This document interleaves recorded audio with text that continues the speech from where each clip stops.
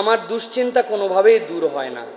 হাজার ধরনের আমল করার পরেও আমার হৃদয়ের অশান্তি আর পেরেশানিতে আমি কুড়ে কুড়ে মরে যাচ্ছি। মেহেরবানি করে কোরআন সুন্নাহর আলোকে কোনো আমল থাকলে আমাকে জানাবেন।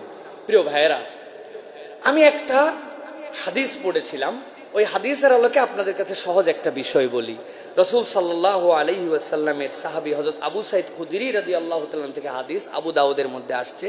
হযরত আবু সাঈদ খুদরি বলতেছেন যে আমি আর রসুল সাল্লাল্লাহু আলাইহি ওয়াসাল্লাম একদিন মসজিদে আসলাম। রসুল সাল্লাল্লাহু আলাইহি ওয়াসাল্লাম এসে দেখলেন আবু উমামা আনসারী রাদিয়াল্লাহু তাআলা মসজিদের মধ্যে কপাল ধরে দুশ্চিন্তা করতে বসে আছে। নবীজি বললেন, আবু উমামা, তোমার কি হয়েছে? বলি, ইয়া রাসূলুল্লাহ, আমার পেরেশানি আর দুশ্চিন্তা দূর হচ্ছে না, ঋণের বোঝা আমাকে কুড়ে কুড়ে খেয়ে ফেলতেছে। নবীজি বললেন, আমি তোমাকে এমন কতগুলো বাক্য কি শিখিয়ে দিব যেইটা তুমি পড়লে, আমল করলে, আল্লাহর কাছে চাইলে আল্লাহ তোমার দুশ্চিন্তা দূর করে দিবেন। সাহাবী তো খুশিতে আপ্লুত।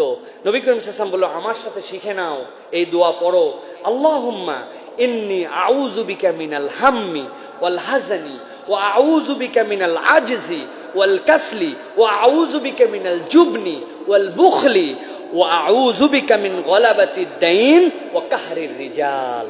হযরত আবু উমামা বলছেন, আমি নবীর কাছ থেকে এটা শিখে নিয়ে আমল করতে শুরু করলাম। আল্লাহ সাক্ষ্য, রব্বুল আলামিন আমার যাবতীয় দুশ্চিন্তা দূর করে দিয়েছে। আমি তো আপনাকে নতুন কিছু শিখাতে পারবো না ভাই।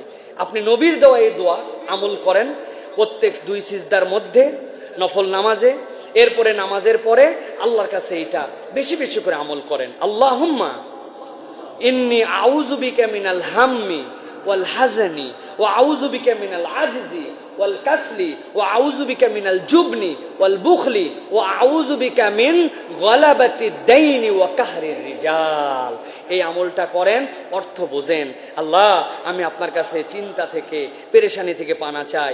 আমি আপনার কাছে কৃপণতা থেকে, বোখালত থেকে পানা চাই। আল্লাহ, আপনার কাছে আমি আমার অন্তরের যে ভীরুতা, সাহস নাই, অন্তর চাঙ্গা হয় না, এটার থেকে পানা চাই। আল্লাহ, আমি ঋণের বোঝা থেকে, আর কোনো মানুষ আমার উপর চেপে বসবে, কাহরির রিজাল, আমাকে এমনভাবে ধরছে আমার ডানে বামে নড়ার, এই মানুষের চেপে বসা থেকে আল্লাহ আপনার কাছে পানা চাই।